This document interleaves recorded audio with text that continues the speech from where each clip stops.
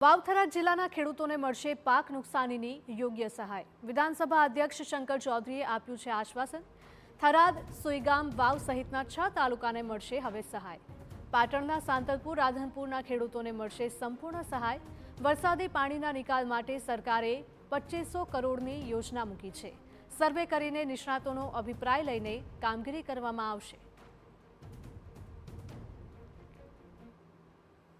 तो आखो तालुको एवो ज आखो बाबर तालुको एवो ज आखो वाव तालुको आखो सुईगाम तालुको आखो राधनपुर तालुको आखो सुईगाम सांतलपुर तालुको એટલે એની અંદર કોઈ ગામ કે એવું કંઈ રાખ્યું નથી અને એના બધાય ખેડૂતોને તકલીફ છે।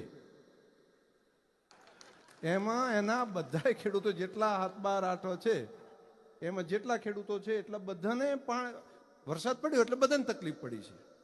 આ વાત ત્યાં મારે થઈ છે।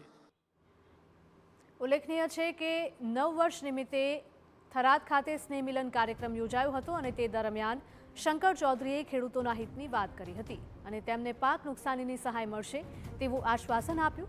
ઉપરાંત વરસાદી પાણીના નિકાલ માટે સરકારની યોજના અંગે પણ વાત કરી અને કહ્યું કે નિષ્ણાતોનો અભિપ્રાય અને સર્વે બાદ વરસાદી પાણી ભરાવાની સમસ્યા ન રહે તેવી કામગીરી કરવામાં આવશે।